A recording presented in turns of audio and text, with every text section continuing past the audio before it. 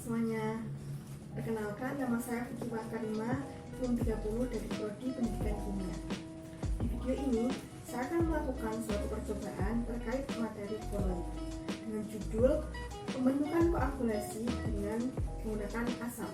Tujuan dari percobaan ini yaitu untuk mengetahui sifat-sifat koloid, yaitu koagulasi.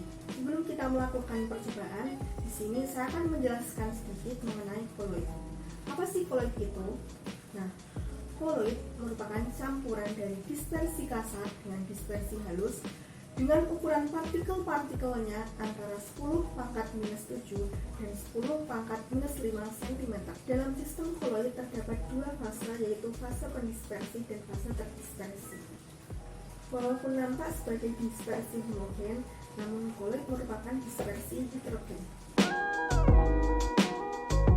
Alat dan bahan yang digunakan dalam praktikum ini yaitu yang pertama, 2 buah gelas,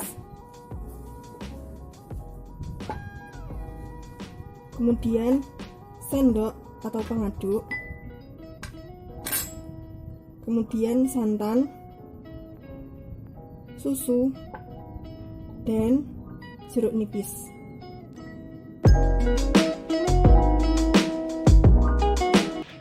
Yang pertama yaitu masukkan santan dan susu ke dalam gelas.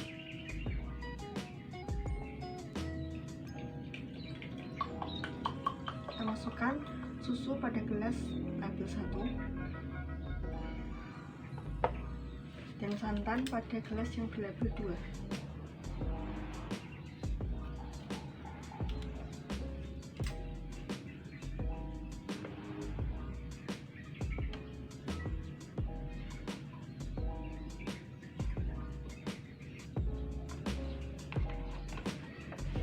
Kemudian kita masukkan jeruk nipis ke dalam gelas.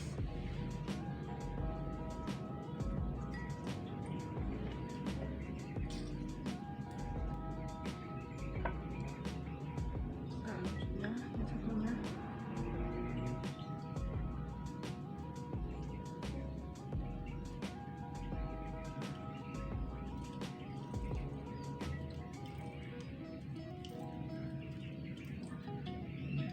Kemudian aduk larutan dengan menggunakan sendok atau pengaduk.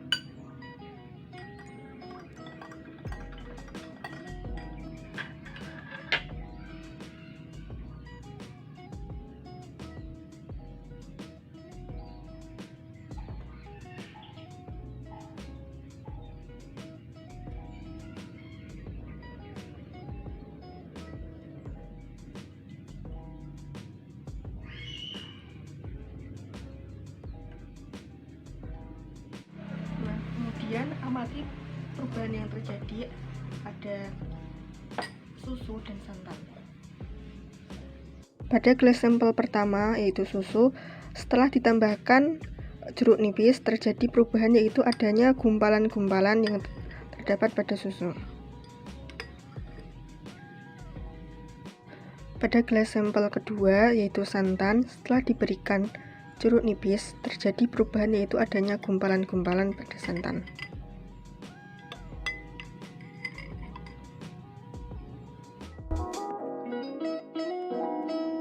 Jika dibuat tabel pengamatan, dapat dilihat pada perlakuan pertama, yaitu ketika susu ditambahkan jeruk nipis, maka didapatkan hasil yaitu terjadinya penggumpalan pada susu.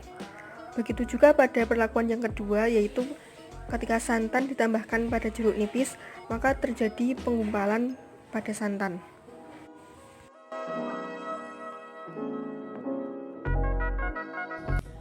Proses penggumpalan pada susu dan santan merupakan koagulasi. Koagulasi adalah suatu keadaan di mana partikel-partikel koloid membentuk gumpalan yang lebih besar.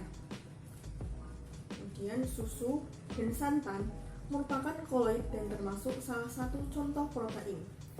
Ketika susu dan santan ditambahkan suatu asam, maka akan mengalami denaturasi protein.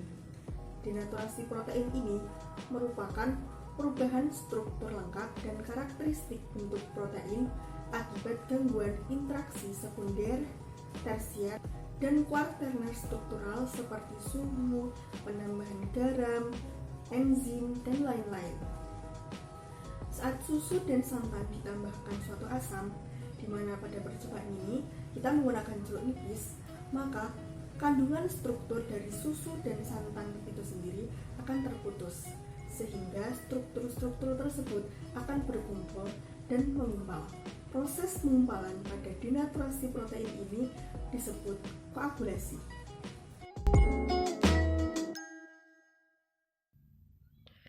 Kesimpulan yang didapat dari percobaan ini yaitu koagulasi adalah suatu keadaan di mana partikel-partikel koloid membentuk suatu gumpalan yang lebih besar.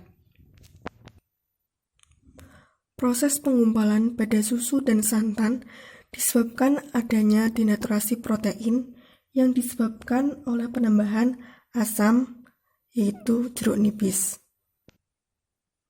Peristiwa pengumpalan pada denaturasi ini disebut koagulasi.